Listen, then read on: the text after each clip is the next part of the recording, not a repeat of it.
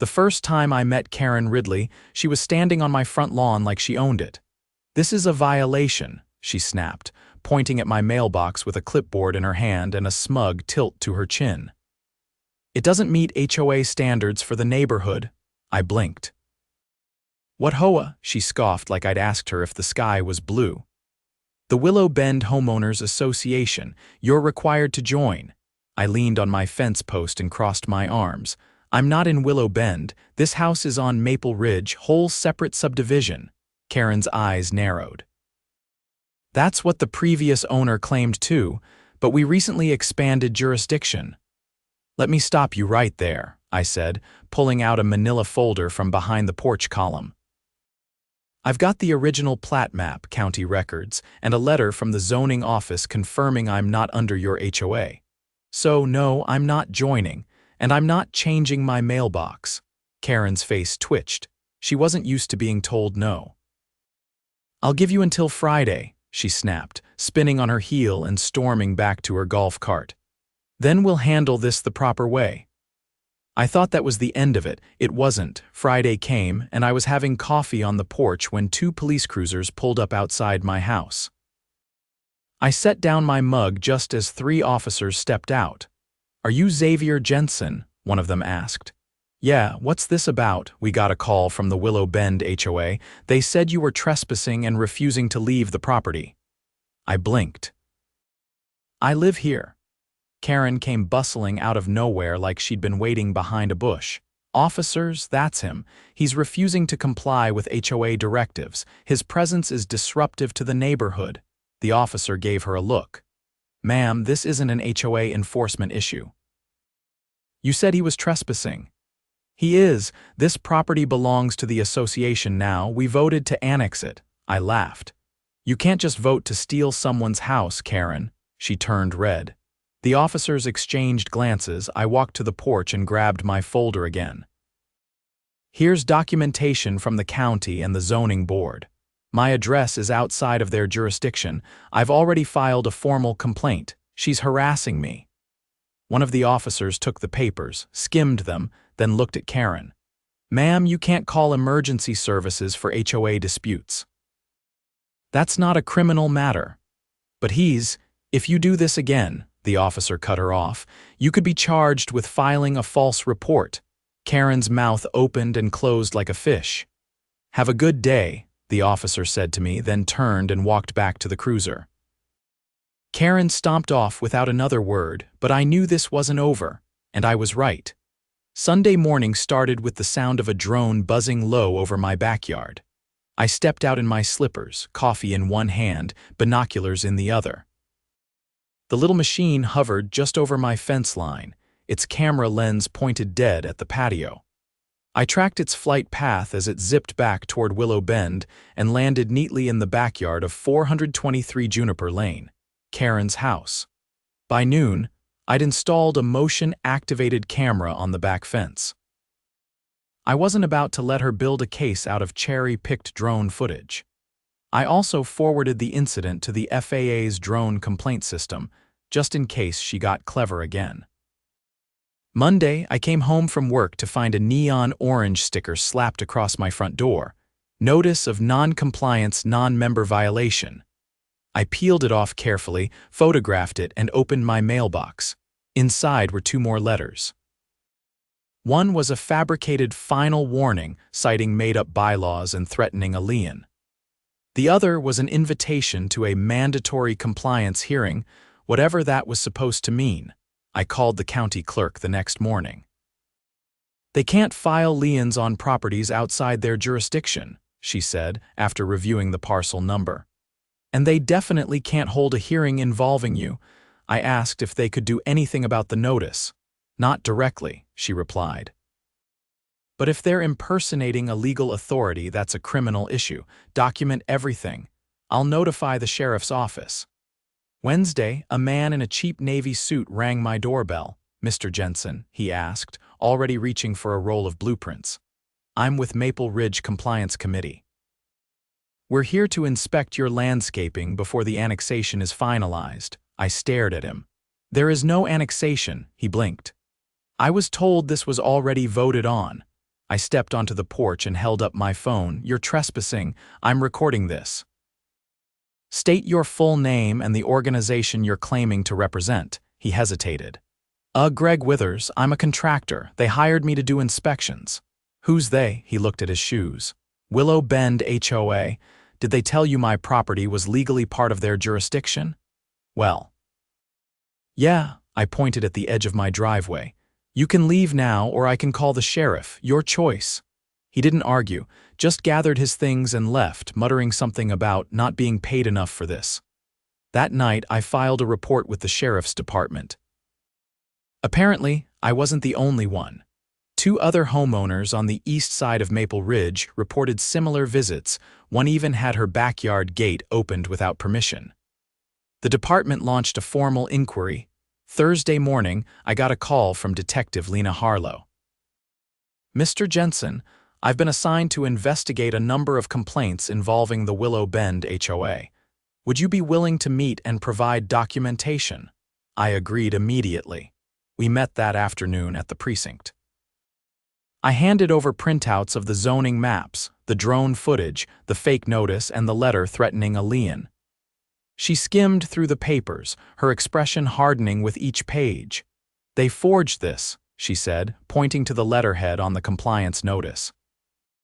"This seal is only used by registered municipal offices. They're using it to pressure non-members," she nodded. "That's criminal impersonation, and if they're attempting to create false liens, that's fraud." I leaned forward. "Can they be prosecuted? If we can prove intent and pattern, yes. But it'll take more than just your case." I paused. "I know 2 other homes they've targeted. I can connect you." "Do that," she said, "and keep your exterior cameras rolling." By Friday afternoon, Karen was knocking on my door again, this time with a clipboard and a man in a rumpled gray blazer. "This is our legal counsel, Mr. Deverell," she said, waving toward him like he was a celebrity. "I'm here to serve you with a cease and desist," he said, handing me an envelope. I opened it right there. "You're accusing me of harassment?" I asked, raising an eyebrow. "You've been spreading misinformation about the HOA," he replied flatly.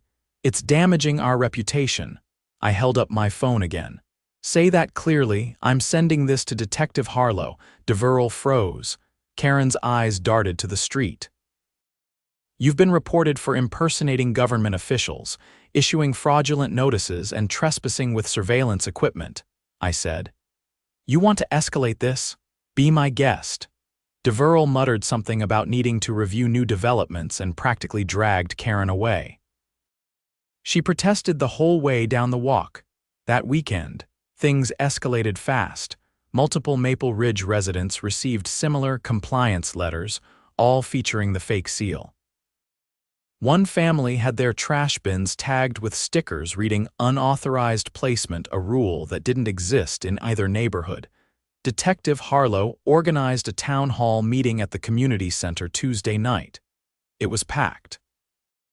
She stood at the front with a projector, showing side-by-side images of the fake notices and actual county documents.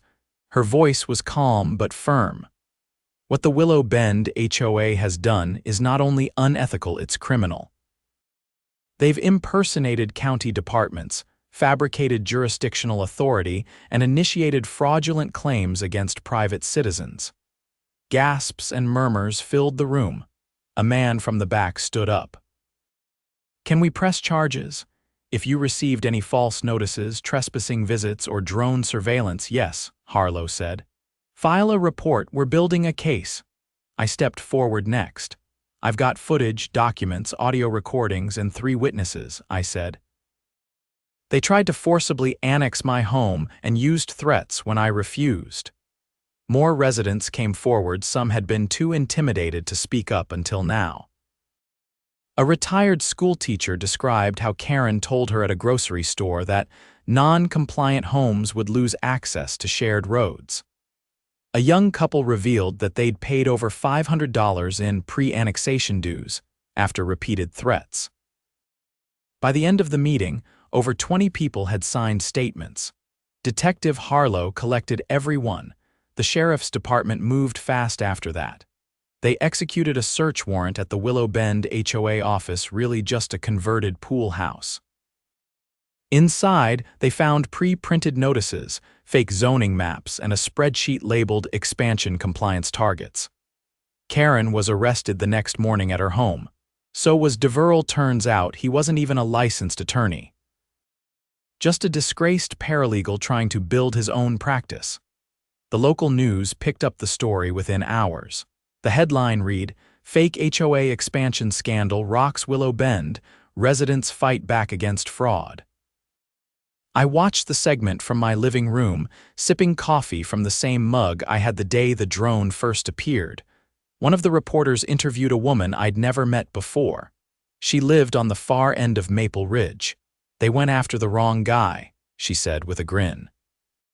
"He didn't just push back, he brought the whole thing down." I didn't grin.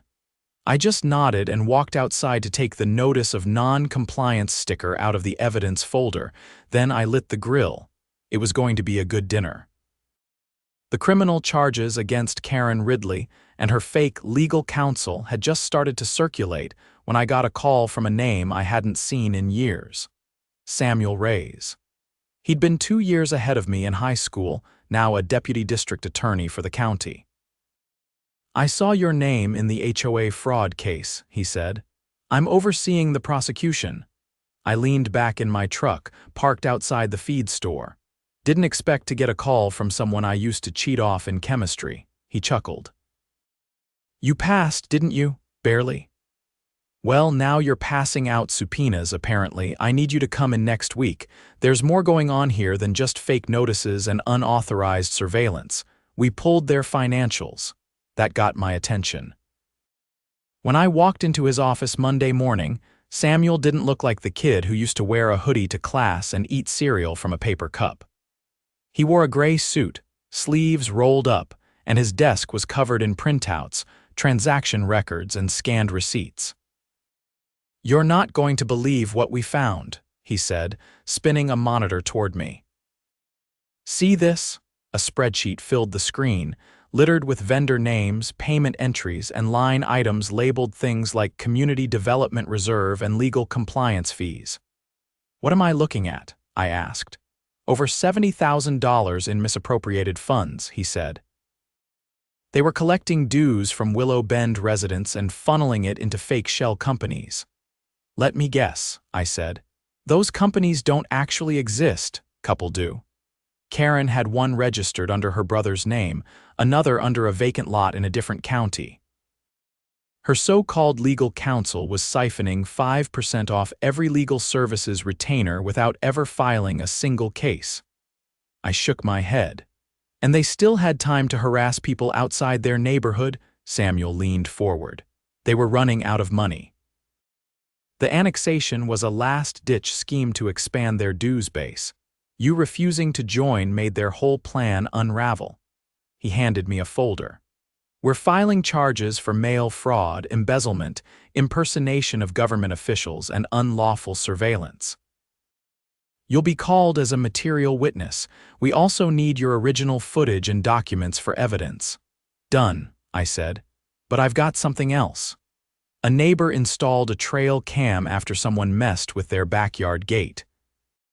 It caught a man in a reflective vest opening it and taking photos. "Send it to me," he said. "If we prove they were operating as a coordinated group, that's conspiracy." 2 weeks later, the court unsealed the indictment. 9 charges against Karen, 5 against the fake paralegal, and civil suits pending against 3 HOA board members who voted for the expansion.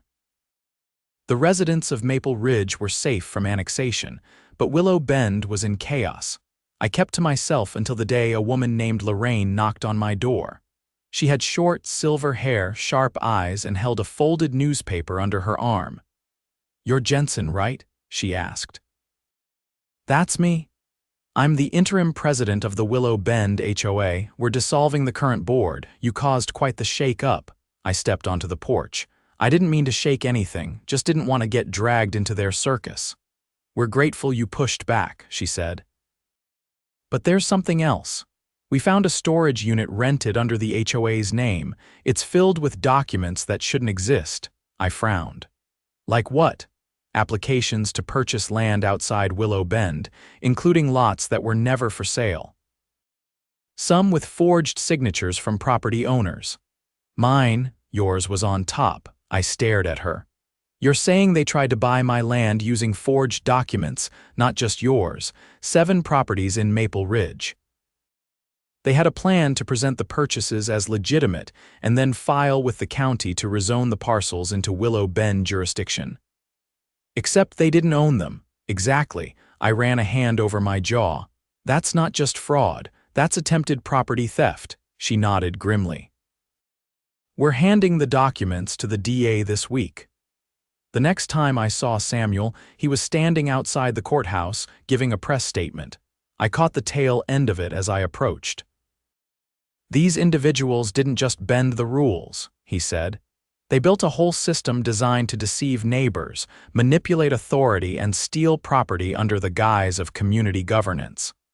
When he finished, I handed him a flash drive. Lorraine gave me copies of everything they found, I said, including a spreadsheet labeled annexation rollout schedule with names, lot sizes, and projected dues. Samuel took it, jaw set. This just keeps getting worse. Tell me about it. The trial was scheduled for the following month. By then, more residents had come forward with horror stories.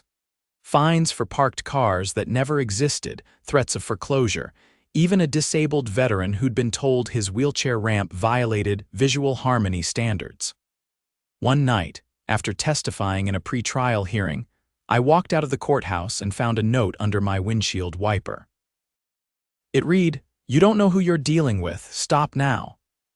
I brought it to Samuel the next morning. He ran it for fingerprints. Nothing turned up immediately, but one of the HOA board members had bailed out on bond 2 days prior. Suspicious timing. They're panicking, Samuel said. They've realized this isn't a slap on the wrist. They're trying to scare people into silence. Well, they picked the wrong guy for that. During the trial's opening week, the courtroom was packed. Local news cameras lined the back wall. I sat in the front row, watching as Karen, now dressed like a department store mannequin instead of a dictator, avoided everyone's gaze. Samuel laid out the case methodically. He showed the jury forged liens, altered county maps, and a digital trail of misused funds. Witnesses testified about threats, false police calls, and retaliatory drones. The prosecutor's favorite exhibit, a wire transfer labeled expansion bonus sent to a private account in Florida. When it was my turn to take the stand, I kept it simple. I didn't want to fight, I said. I just wanted to be left alone, but they didn't stop. They used fake documents, called the cops on me under false pretenses, and tried to scare me into compliance. I wasn't the only one. They thought nobody would stand up. They were wrong. By the time I stepped down, I could feel the tide had turned. The jury deliberated for less than 2 days, guilty. Every charge stuck. Sentencing came 3 weeks later. Karen got 5 years and a hefty restitution order. Her fake legal partner got 3 and a ban from ever working in any legal adjacent field again. The other board members were fined and barred from holding any official position in a residential community. Samuel met me outside the courthouse afterward. "You ever think about running for city council?" he asked. I laughed. "I'd rather herd wild raccoons." He clapped me on the shoulder. "Well, if you ever change your mind, let me know. The system needs people who won't back down." I watched him walk off, then turned toward the parking lot. The same truck, the same lot. But everything felt different back in Maple Ridge. Folks had started talking about forming a neighborhood council, not an HOA, just a residents group focused on community safety and shared resources. I wasn't interested in running it. But I did volunteer to help folks set up security cameras and track down zoning records. One afternoon, as I was helping a neighbor mount a motion light, he looked over and said, "You know, we all thought you were just the quiet guy with the old truck." I shrugged. "Still am," he grinned. "Yeah. But now you're also the guy who took down the HOA." I didn't argue, Just tightened the last screw, flipped the breaker, and watched the light flicker on. No more drone shadows. No more fake notices. No more clipboard tyrants, just neighbors and peace. The leaves had turned by the time the final hearing ended, and Maple Ridge was quieter than it had been in months. I had just finished resealing the deck when a black SUV pulled into my driveway. Out stepped a man in a state inspector's windbreaker and a woman with a badge clipped to her belt that read Office of the State Auditor. "Mr. Jensen," she asked. I nodded, wiping my hands on a rag. "You folks lost or just really late to the party?" She offered a thin, professional smile. "Not quite. We're following up on a tip from the district attorney's office. During discovery, they uncovered documentation suggesting that the Willow Bend HOA may have accessed state grant funds under false pretenses." I tossed the rag over my shoulder. "What kind of funds?" "Community development grants. They claim to be working on infrastructure upgrades, sidewalk paving, stormwater runoff improvements, that sort of thing. Secured nearly $200,000 over 3 years. And let me guess," I said, "none of that money ever made it past their office door." She didn't answer, but the inspector spoke for the first time. "We're trying to trace where it went. Given your involvement in the original case, we'd like to know if you've seen or heard anything else, anything that didn't come up during the trial." I gestured for them to come inside. "I've got a box in the back closet. Never got around to handing it over. Thought it might be overkill, but now I'm glad I didn't toss it." Inside was a plastic tote labeled HOA Nonsense in duct tape. I slid it onto the table and pulled out a binder I hadn't touched since midsummer. Inside were minutes from one of the compliance hearings that Karen's group had tried to hold. I'd gotten them from a neighbor who worked in IT and had intercepted a shared drive link they'd accidentally sent to the wrong email address. The inspector flipped through the first few pages, then stopped. "This says they allocated $15,000 to storm drain expansion on Ridgeview Lane." I leaned against the counter. "There's no Ridgeview Lane in Willow Bend. That's 2 miles east in another township." She kept reading. "Another $20,000 for Ada sidewalk compliance near Community Center. There's no record of any sidewalk upgrades, is there? Not unless they considered spray painting over cracks an upgrade." The woman with the badge closed the binder slowly. "This is enough for us to open a full investigation. If even half of this is accurate, it's not just fraud, it's misappropriation of state funds, falsification of grant applications, and possibly money laundering." "You're going to need warrants," I said. They kept receipts in a locked closet behind the HOA office. I saw them once during the town hall, blue accordion folders, all marked with different project names. The inspector nodded. "Appreciate the tip, Mr. Jensen. This just got a lot bigger than we expected." 2 days later, the state auditor's office served a search warrant on the Willow Bend HOA's former office. It had been padlocked since the board's collapse, but the county granted emergency access. What they found made the original case look like petty theft. There were invoices from companies that didn't exist, receipts with digitally altered dates, and even a signed letter that appeared to authorize the transfer of funds from the grant account to a personal checking account under Karen's maiden name. Some receipts were for things like community wellness consulting at $5,000 a session. The consultant's address, a P.O. box in Nevada. The state filed new charges within the week. This time, they went after not just Karen and her fake legal sidekick, but also a former treasurer from the HOA board who had quietly moved to Oregon. He was arrested at a rest stop outside Eugene. Samuel called me again, this time not from his office, but from his car on the way back from a meeting with the state attorney general. "They're treating this as a Tier 2 corruption case now," he said. "It's not just theft. They used state money to fund a private scheme. That's not just local crime anymore. So what's the play? They're freezing all assets tied to the HOA. Homes purchased under false authority, vehicles bought with grant funds, it's all under review." And there's talk of an emergency restitution fund for affected residents, funded by liquidating those assets. I exhaled slowly.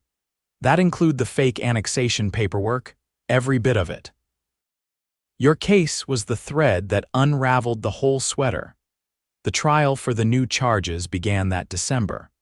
The courtroom was filled with new faces, representatives from the state auditor, the Attorney General's office, even a federal grant compliance officer. This wasn't just a community drama anymore. It was a full-blown government fraud case.